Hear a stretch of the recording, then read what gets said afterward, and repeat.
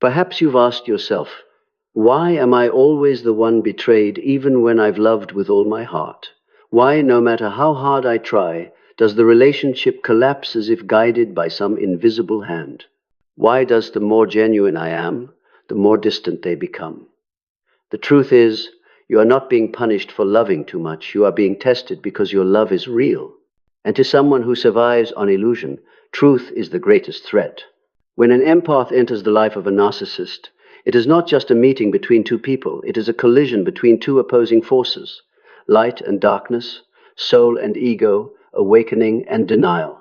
Your light, your kindness, awareness, and authenticity shines directly into the unconscious realm the narcissist has spent a lifetime hiding. In that moment, you cease to be the person they love. You become the mirror they fear the most. Because in you, they see everything they have lost: innocence, trust, the ability to connect genuinely. Your light awakens the dead part of their soul, and that awakening terrifies them. At first, they mistake that sensation for love, but in truth, it is attraction mixed with envy and fear. They need you as a source of energy, both to illuminate and to fill the void they cannot face. But the closer the light gets, the more violently the darkness resists. Every time you love with purity, they feel small. Every time you fall silent, they hear the echo of their own emptiness. And so they begin to destroy the very light that once saved them, not because they hate you, but because they cannot bear who they become in your presence. Carl Jung once said, "People will do anything, no matter how absurd, to avoid facing their own soul." Narcissists are no different. They will twist reality, control, and project their guilt onto you just to avoid seeing their own shadow. You did not harm them. You merely made them see what they tried to forget. And in that confrontation, love becomes the sacred initiation of something deeper, the battle between light and darkness, between the true self and the illusion. You did not lose because you loved the wrong person. You were called to awaken to understand that when light truly shines, it is not always welcomed.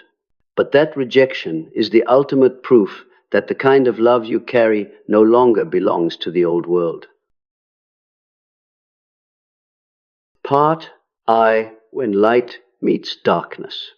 The origin of attraction and revelation. The empath and the narcissist do not meet by accident. They are two poles of the same psychological experience, two fragments of the soul born from different wounds, yet drawn together like magnets in the unconscious. The empath often grows up in a home where love is intertwined with anxiety. They learn to read other people's emotions in order to predict whether peace or storm awaits that day. When parents' moods swing unpredictably, the child cannot ask for safety, so they learn to become safety. They soothe, anticipate, and please, and from that survival instinct, an extraordinary emotional intuition is born. That intuition is not a gift of nature. It is a skill forged in fear. They survive by sensing energy, by knowing when to stay silent and when to smile. And as they grow, this ability turns them into an empath, a soul capable of feeling another's pain even deeper than that person themselves.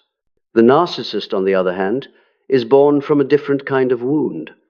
Instead of developing sensitivity, they learn concealment. In their childhood, love may have only arrived when they were perfect, successful, or admirable. So the child learns to live not as themselves, but as an image others want to see. The true self is buried. In its place grows an inflated ego, a mask of confidence and control. If the empath learns to feel, to survive, the narcissist learns to perform, to avoid being hurt. When the two meet, something strange happens. The wound recognizes the wound. The empath feels a desire to heal someone, while the narcissist feels a longing to be seen and loved. At first, the attraction is magnetic, because deep down, both are searching for something they lost. For the empath, the gaze of the narcissist feels like the recognition they longed for in childhood. For the narcissist, the empath's unconditional love gives them a sense they've never known before, being fully accepted without having to pretend. And thus the play begins. At first, it feels like a miracle. The narcissist appears with perfect romance, attentive, understanding, saying exactly what you've always needed to hear. This is the love bombing phase, where the narcissist uses the language of love to bind you in illusion. They don't just make you feel special, they make you believe you are their destiny. The empath, sensitive to energy, feels a deep soul connection and mistakes it for a soulmate bond. But it isn't a union of souls, it's a resonance between two wounds. One longing to feel enough, the other needing someone to fill the void. And when the empath's light makes the narcissist feel revived, the darkness inside them begins to awaken too, because light does not only illuminate, it exposes. Once the narcissist feels they have secured your affection, the next phase begins, devaluation. They start distorting your image to restore the power they lost. What they once admired becomes what they attack. You've changed. I don't feel the same anymore.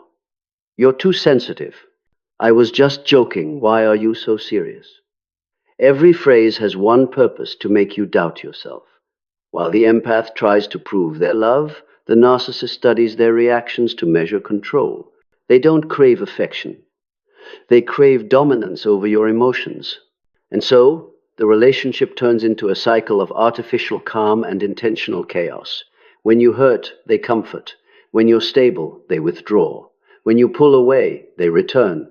The cycle drains the empath, who loves not only with their heart, but with the childhood fear of abandonment.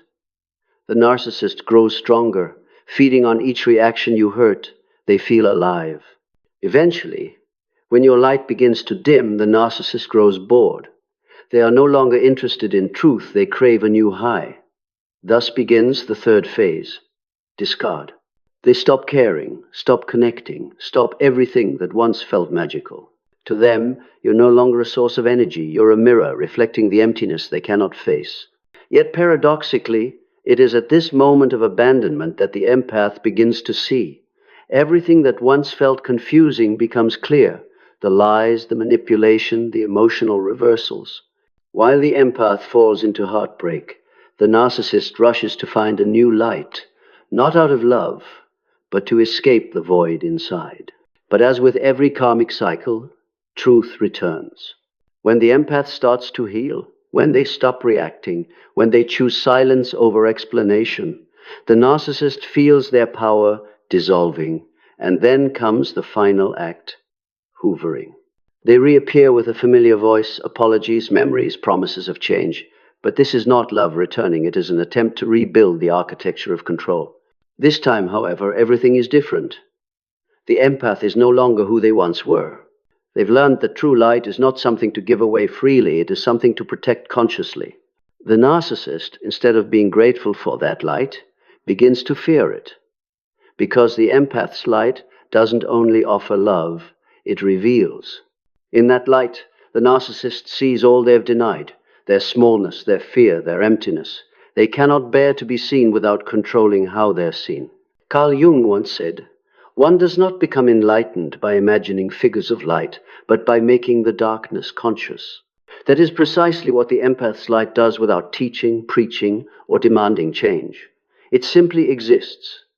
And that alone provokes the darkness within the narcissist to surface. Thus, their love ceases to be connection. It becomes confrontation between light and illusion. Every time the empath loves sincerely, the narcissist feels exposed. Every time the empath is silent, the narcissist hears the echo of their own emptiness. And in that panic, the narcissist ego chooses the only path it knows to attack what it fears most, the light. From here, the relationship shifts. Light is no longer welcomed. It becomes the target. The empath, born to heal, now faces a deeper lesson. That light does not only illuminate, it reveals. And not everyone can bear to be revealed. Part 2. When light becomes a real threat to darkness. To understand why a narcissist fears an empath's light so intensely, we have to look deeper into their psychological structure. A narcissist is not simply selfish or arrogant. They are someone who was wounded so profoundly that they had to construct a false version of themselves in order to survive. From childhood, they learned that love was conditional, that they were loved only when they performed, excelled, looked perfect, or kept others pleased. Little by little, they lost the capacity to feel themselves honestly. In its place, they built an ideal image for others to worship. The more people believed in that image, the safer they felt. But inside, there remained a void that could never be filled, a void of shame, fear, and worthlessness. A narcissist fears truth more than anything, because truth threatens to shatter the illusion they must maintain to stay intact. The empath's light, gentle and innocent as it is, has the power to reveal what they most want to bury, the inner emptiness and fragility. When that light reflects back at them, they feel unmasked. Their reactions escalate, from confusion to defensiveness, and eventually to attack. They begin to tease you, belittle you, and make you doubt your own feelings.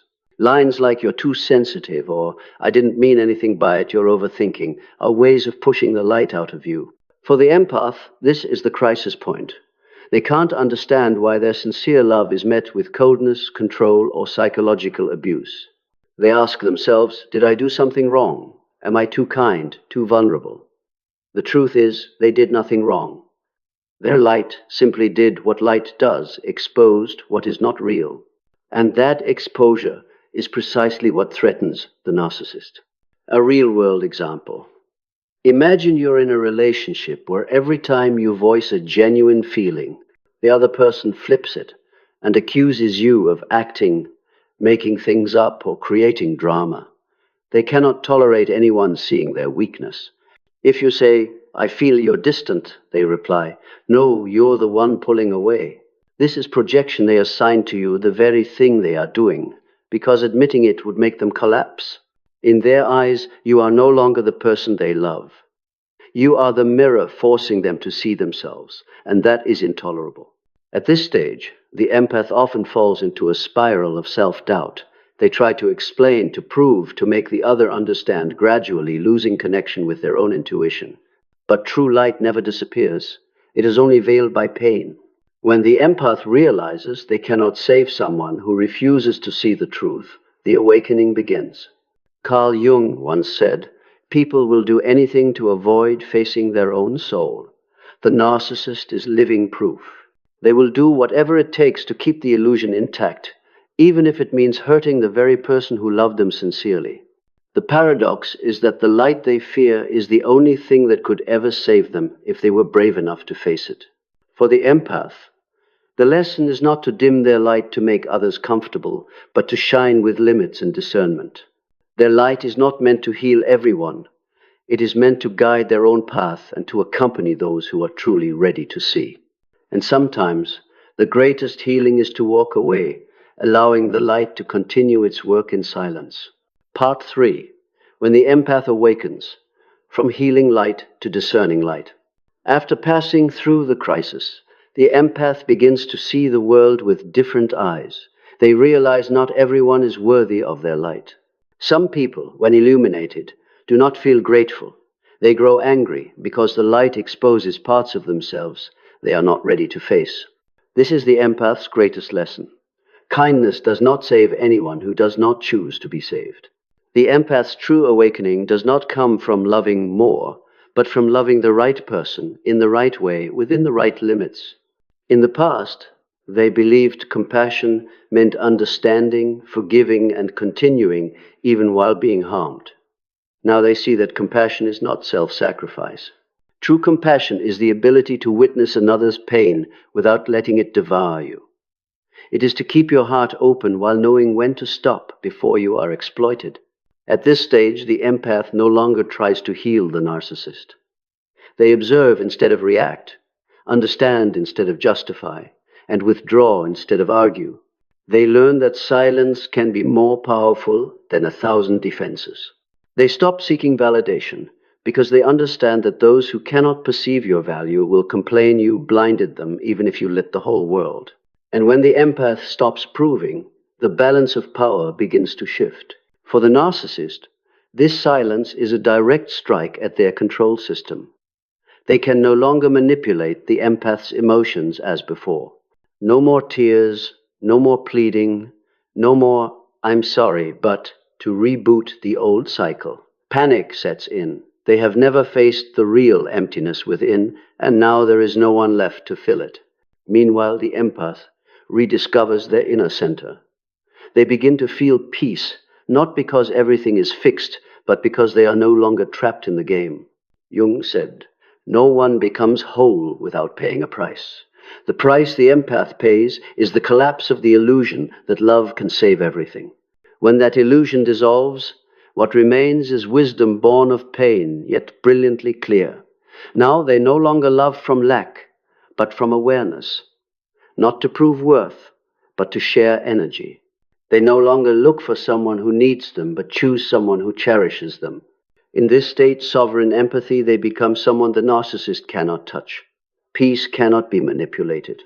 Their light is no longer a torch searching for someone in the dark. It is the steady light of the sun shining for no one and nothing, simply because shining is its nature.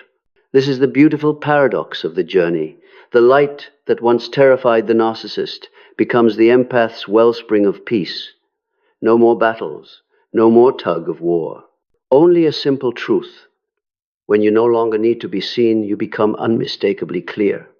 And at that point, no matter how hard darkness tries, it cannot reach you. Part 4. When light turns into wisdom and darkness collapses on its own, once the empath reaches inner sovereignty, something strange happens. They no longer need to prove anything, yet everything around them changes. What used to be a battlefield becomes a quiet space. Where there was once constant arguing, there is lucid silence. When a person stops reacting, the entire machinery of manipulation loses the fuel to run. The narcissist is not defeated in the usual sense, they collapse, because there is no longer any supply to feed the illusion. Now the empath's light is no longer just feeling. It becomes energetic wisdom, an understanding of how power, fear, and darkness operate. They see that the world is not simply divided into good people and bad people, but into those who are conscious and those still asleep inside their own defenses. Narcissists are not monsters by birth. They are souls trapped in a mirror they built to avoid seeing their deepest shame. And even after the empath leaves, they continue running from themselves, repeating the old cycle: idealize, manipulate, despair, and flee. But the empath no longer watches with pain. They see with clarity. They understand that light does not need to hate darkness. It only needs to exist. Each time you choose not to react, not to play the power game, not to explain to someone who will not hear, you are reclaiming fragments of your soul. You step out of the role of healer of others and return to the role of guardian of yourself. This peace is not avoidance. It is the result of understanding so deeply that you no longer need to control. You know no one can take your worth from you. They can only make you forget it for a while. And when you remember your true worth, you don't have to fight. You simply stand in truth. Over time, you realize darkness was never truly defeated. It was illuminated long enough to dissolve on its own. And the narcissist, even if they continue their cycle, can no longer reach you. Their power exists only in the world of illusion, and you no longer live there. In the end, the empath understands this journey was never a battle between two people, but a dialogue between light and darkness within each of us. Every time you choose honesty over acting, calm over reaction, boundaries over endurance, you are doing what Jung called the work of the soul, turning pain into insight and insight into freedom. Then you are no longer the person who was manipulated or betrayed. You become the awakened witness of your own path, the one who knows that the darkness that once failed you was only guiding you to discover a strength you didn't know you possessed. And when you arrive here, your light no longer shines to heal anyone. It stands as living proof that inner freedom is real. From that moment on, you stop asking, "Why are they like that?" and simply smile, knowing every soul has its own path back to its light. Part 6. When the empath becomes the creator of their own reality. After walking through the darkness, the empath doesn't just escape a relationship, they escape an entire way of living, the way of placing their energy in someone else's hands. They have been through it all, deceived, gaslighted, made to doubt their own truth until they slowly awakened and reclaimed every fragment of the soul they had once entrusted to the wrong person. And at the end of that path, they reach an understanding no doctrine can teach. Everything that once caused them pain was the instrument of their awakening. Now, they no longer use intuition to sense who is lying or plotting. They use it to create a genuine life. What was once a survival mechanism has become a compass for creation. They no longer live in reaction, but in choice. Every decision, every word, every relationship they enter is now chosen consciously, not from fear, not from lack, but from authentic desire. This self-mastery generates a new energetic frequency, the realm of sovereign creation. The narcissist once controlled them through stories, images, and distorted definitions of worth. Now, the empath rewrites that story in the language of freedom. They no longer need to prove to anyone that they've won, because the true victory is when you no longer need a stage to shine. In this state, they begin to attract entirely different relationships, people who are self-aware, honest, and grounded in healthy boundaries. No more blame scripts, no more hidden energy wars. Only equal exchange, mutual presence, and the pure joy of two awakened souls meeting. For once the empath knows how to protect their own energy, they automatically become a steady source of light, unshaken by the chaos around them. Carl Jung once said, "Who looks outside dreams, who looks inside awakens." The empath now lives this truth deeply. They no longer dream of a savior or a perfect mirror soul. They awaken in reality where they themselves are the guide of their own spirit. From this place, they are not merely survivors, they are creators. They transform old wounds into meaning, pain into art, silence into strength, and the very darkness that once consumed them into inspiration that lights the way for others.